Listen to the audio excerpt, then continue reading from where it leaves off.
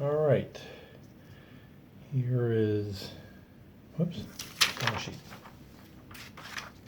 Here is week 8, final week of the school year. We have to finish one more lesson. We're going to review for the test. Have the test. Thursday we'll just do a calculus lesson on product rule, no homework technically with that. And then Friday we were going to start reviewing for the final, so I guess we're done. So this is it. So here's my email if you need to get a hold of me. All right, let's get started. All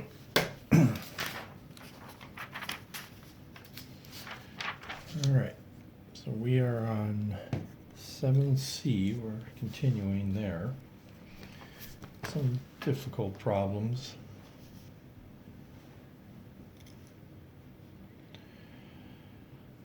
Continued. We have 4 examples. Find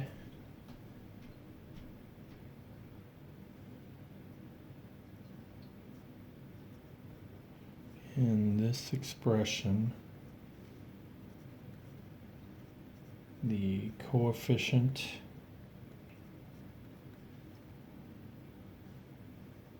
of x to the 6.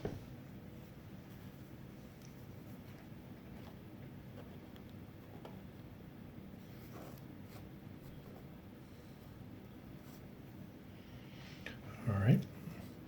So here's one similar to the last example we did last week where I would do a guess and check to figure out which term that is. So we know there's 3 parentheses. The a value is in the second parenthesis, the b value is in the third parenthesis, and this is 12, choose something. Now we just need to figure out what this something is in order to get x to the 6. All right, so basically we need to figure out 2 times what gives us 6. All right, now if we don't see that connection right away, you can just start with a guess and check, and I would start with maybe half of 12, so I could try 6, but I would see that 2 to the x squared all raised to the 6th power, that gives me 12. We're way too high, so I gotta try something much smaller. And like I said, we could try 5, that doesn't work. 4, and eventually we find that's gotta be 3.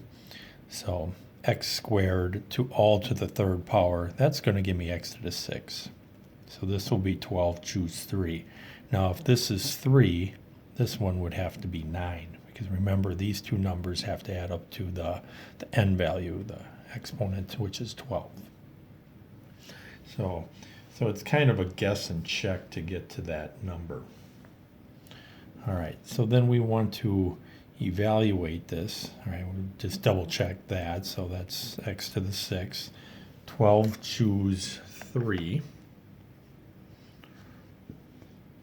So we go 12, and this is a combination under probability. Combination. 12, choose 3, right? 220. 4 to the 9th. Oh, wait a minute. I didn't realize there is an x at the bottom. This is like the last one we did here, but whoops. So, like I said, we're doing a guess and check. And I just checked and I found that this is wrong. This would be correct if there was no x there, but we have x to the 9th at the bottom. That's not even close to getting me x to the 6. So yeah, this is a little bit harder. So again, what I would say, a good place to start was in the middle. So if this is 6, this would have to be 6. That gives me x to the 12 at the top. This gives me x to the 6 at the bottom. x to the 12th over x to the 6th is x to the 6th. So actually that first guess actually was right. So if it's too small, then I would make this number bigger, which would make this number smaller. If this was too big, I would make this number smaller and this number bigger. So again, this needs to be x6. All right, so that gives me x12 at the top. This gives me x6 at the bottom. That gives me x to the 6th overall, and that's what we want. So this is going to be 12, choose 6. So we go 12, probability, we know it's a combination, whoops, 6, and that's going to be 924. This becomes x to the 12th, and this is where I caught my mistake the first time. I would still go through this to make sure it gives me what I want. All right, at the bottom, that's x to the 6th. All right, so again, I got 12 at the top, 6 at the bottom. Does that give me 6 overall? And the answer is yes. Still got to figure out what 4 to the 6th is. That's 4,096. We're going to times that by 924. And that's 3,784,704. And I just want to double check one last time. Does this give me x to the 6th? Sure. Now I'm going to look at the problem and see what are they asking. They're asking for the coefficient, so that's just the number in front of the variable.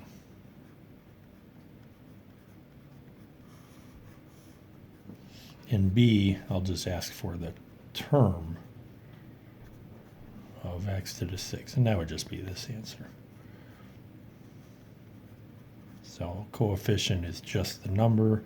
The term would also include the variable.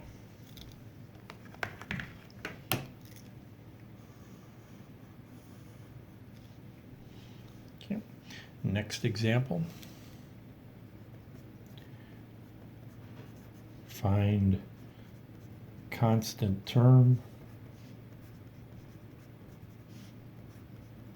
for this one. So another one of these, it's probably good to do another example since the first one made a little mistake at first. So whenever you have x at the top and x at the bottom, you're kind of doing a guess and check. Before I do that, I need to figure out what does this even mean. A constant term does not have a variable in it, so really it's x to the 0. That would be a variable, that would be lacking a variable then. So I need to make this x to the 0. So again, I'm going to do a guess and check. I know there's 3 parentheses. The a value goes in the second parenthesis. The b value with the negative goes in the third parenthesis. And I know it's going to be 12, choose something. It's good to start with the middle number. That would be half of 12, which is 6. This is definitely not going to work because we needed to get it to 0, but whatever. It's a good place to start. We know this gives us x to the 12th. This gives us x to the 6th. So that gives me x to the 6th. I need it to be x to the 0. So this I need to make smaller, which would make this bigger. So I could try 5. Since I'm pretty far away, I might go 2 away from the 6, so I'll try 4. If this is a 4, remember the 2 exponents have to add up to 12. So if this is a 4, this has to be an 8. And you'll see that this is the one that actually works. 2 to the 4th is x to the 8th. We have x to the 8th at the bottom, and that gives me x to the 0. So it was a guess and check. So it'll be 12, choose 4. If that was too big, I would make this smaller. If this gave me a negative, then I would make this number bigger. All right, so I found this will give me the constant term. And I'll double check it, just like last one I kind of made a mistake. I'll double check it when we go through the problem. So we got 12, remember it's a combination, choose 4, 495. This gives me x to the 8th. This gives me x to the 8th at the bottom. All right, cool. That's going to cancel out. And then negative 2 to the 8th power. Since it's to an even power, I know it's going to be positive, so I'm just going to go 2 to the 8th power, which is 256. Now I'm going to multiply 256 times 495, and there's my answer. I'm going to look at the directions again. Constant term. Terms have variables, but since the constant term would be x to the 0, we really don't want to write x to the 0, so that's the coefficient and it's the constant term.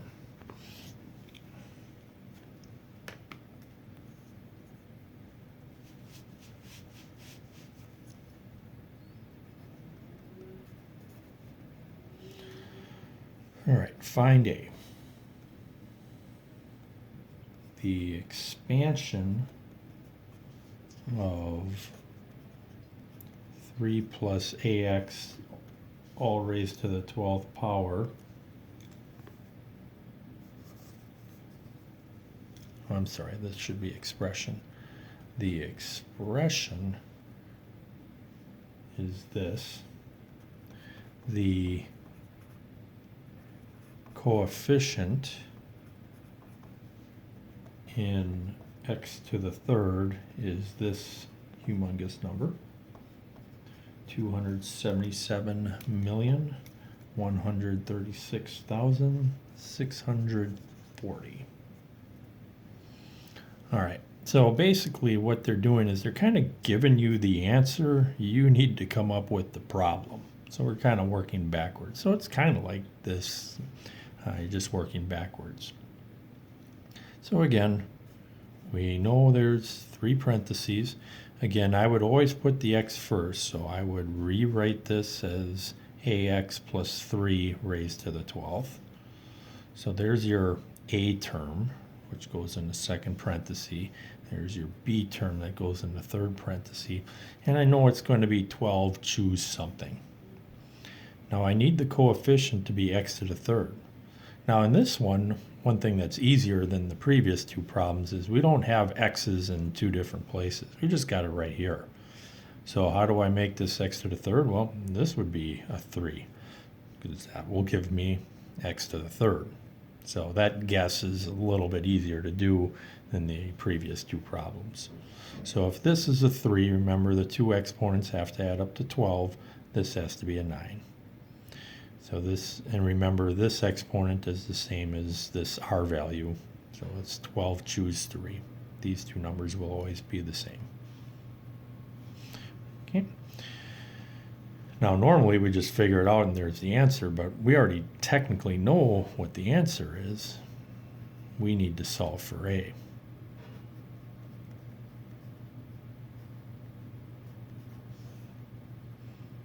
All right, so we do 12, choose 3, 12 math, go to PRB, combination, 3, 220.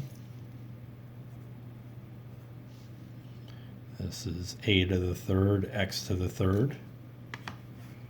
3 to the 9th is going to be a large number. 19,000. Usually I don't even write this number. I guess I am right now, but we're going to multiply this times this. Usually I kind of skip that step, but whatever. These get to be fairly large numbers. 4,330,280. Now remember, we're trying to find A. So what happens to the x? Well, this is the coefficient. So if we're talking about the coefficient, the x isn't important. We could say this is the term. If we say this is the term, we would have x cubed over here, and then basically the x cubed is going to cancel out. So if we're just talking about the coefficient, we don't really care about the x. So we can just ignore it or get rid of it. So it's still going to equal this 277 million number. Now we're going to divide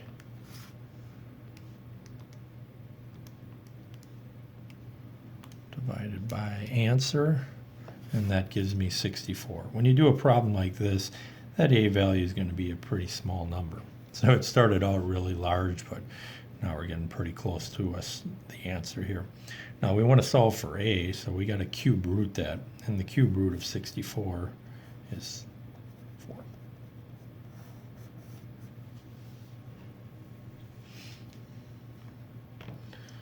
Okay. Final example. We have x squared minus 3 all raised to the 7th power. 2 questions. First one's a fairly quick answer. Number of terms in this problem. So remember, it's always n plus 1. So in this case, that's 7 plus 1, which equals 8. Second question. The first 4 terms, this is how it's worded on the IB exam. So there's a lot of stuff in here that's not that important. Writing it all out here. The first 4 terms in this problem is this. And we want to solve for a. So these first 3 terms, they don't mean anything. You don't even have to look at that. All we're doing is concentrating on this one. So this problem is similar to one we did last week where find the 4th term basically. All right, so here's the first, second, third. We need to find the 4th term. Okay. Now if you're not sure, all right, let me just get this in here. So the a value goes in the second parenthesis, the b value goes in the third parenthesis. We know that the n value is 7. We need to figure out what this is. Well, we want the 4th term, so the first term would be 7 choose 7. This would be 7 choose 6, 7 choose 5, 7 choose 4. Okay. So that would mean that this number goes up here for the exponent. And these 2 exponents have to add up to the n value. So if that's 4, that has to be 3. And then we just figure out what this is. 7 choose 4 is 35. X to the 8th. Negative 3 cubed is negative 27.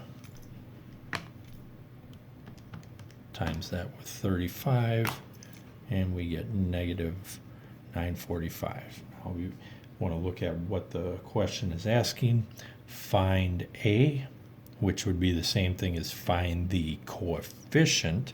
So I do not want to write x to the 8th with that. It's the number in front of x to the 8th.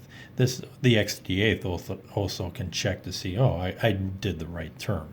All right, I need to have x to the 8th. All right, so it's just the number in front. All right, so that is the final lesson of the chapter. Tuesday we would review, and this is the first sheet I gave you, but star means multiple questions. The titles aren't the greatest here. These are just more examples for some of these. Find x to some power and some binomial raised to some power. Find the constant term. We did one of those today. Expand a binomial. Evaluate a bunch of them put together. Some of these are overlapping. Find the term containing x to the 8th and some problem here. And then we did some harder ones where we had x at the top and x at the bottom where it's more of a guess and check. And that's the last one we just did today, to find a given a coefficient. That's the problem where they give you a pretty large number like 277 million and you got to find a, and a becomes a small number. All right, so that's Tuesday. Wednesday would be the test. That out. Final test here. Again, you can stop the video to copy the problems down. I think there's 13 problems.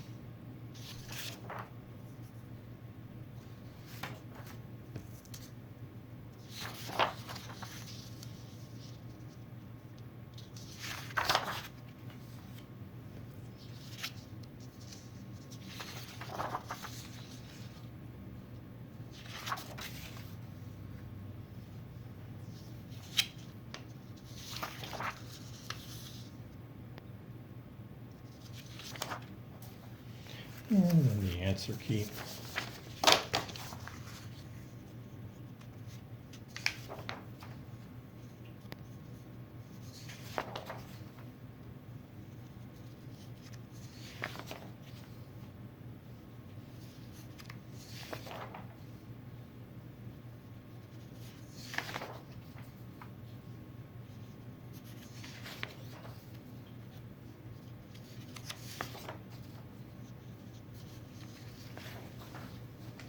And there we go. So then that was Wednesday. Thursday, we just had an extra day here, so I was just going to briefly teach another calculus lesson. That's helpful for next year. We did some calculus throughout the year. I'm just going to finish with the product rule.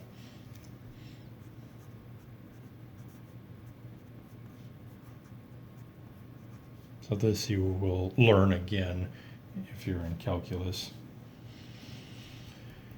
All right, basically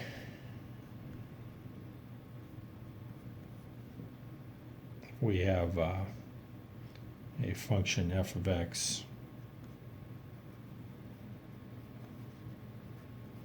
equals the product of two functions. This is u of x, v of x. Then if we take the derivative of that, basically it's the derivative of u v plus u, the derivative of v. All right, so let's do, I think I got two examples. Find the derivative of f of x.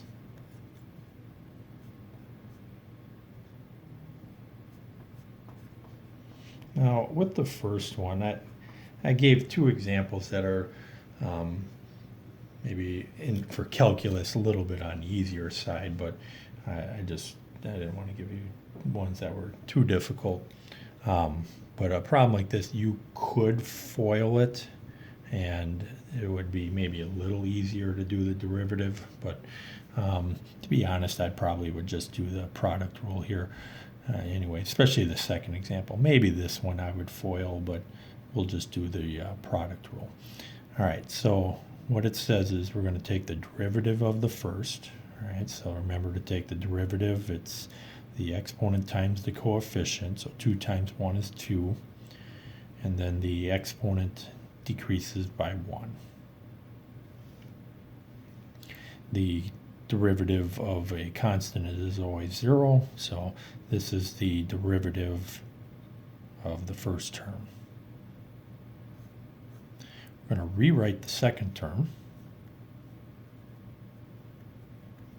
plus we're going to write the first term. Some books do this in a slightly different order. It's the same answer, but they might put the derivative of v first. They might have this whole term in the beginning, but this is how I always like to do it. It doesn't really matter. And then the last thing is the derivative of the second. So again, 3 times the coefficient 1. And then we're going to bump that, or lower that exponent by 1. And there's your answer. Usually you don't even have to do anything with it. You may want to take off this exponent, but usually they say just keep it in an expanded form. So that's it. Probably should have f of x, and this would be the derivative of f of x. Okay, let's try one more, a little bit harder. So f of x equals x squared times the difference of x squared and 2x, all raised to the 4th power. So this one is a combination of the product rule and the chain rule, which we learned several months ago, which is easy to forget. All right, so we want to take the derivative. So we follow the product. This is a product. This times this. So we kind of treat this as like one big X here. All right, so we take the derivative of the first. So again, x squared, 2 times 1 is 2x to the first. It's probably a good thing to put things in parentheses. I didn't have to put that one in there, but it's probably a good idea. Rewrite the second term. Plus the first term, which is x squared. Again, I don't have to put it in parentheses, but I will. And now the hardest part would be here, the derivative of the second term. All right, this is part of the chain rule because we have multiple things happening in here. We have to take the derivative of the whole thing and the derivative of the inside. So basically you work outside in. So we do the whole thing first. So this is kind of like x, or usually they say like u to the fourth. Like if I pretend this parentheses is u to the fourth. So we take the derivative of that. That would be 4u to the third. All right, well, instead of writing u, it's this to the third power. So you see how we just treated this like one big X. So 4 comes in front, lower that to a 3. Now the last thing you do is we have to take the derivative of what's inside. So the derivative of x squared becomes 2x. The derivative of negative 2x becomes negative 2. And there's our answer. Again, we could clean it up a little. We don't really even have to do this step. But first term's fine, but I maybe clean this 4 up a little bit. Put the 4 in front. You don't have to do that. Again, it doesn't matter if I put parentheses there. And there's our answer. So that was just going to be a quick lesson on the product rule and the chain rule also. So those are things you would want to know in calculus. All right, and that's it. Friday would be review for the final, and we're not taking a final, so that's it. Hopefully that was good for you guys. I did my best. That was the first time I ever did that. So have a good summer and take care.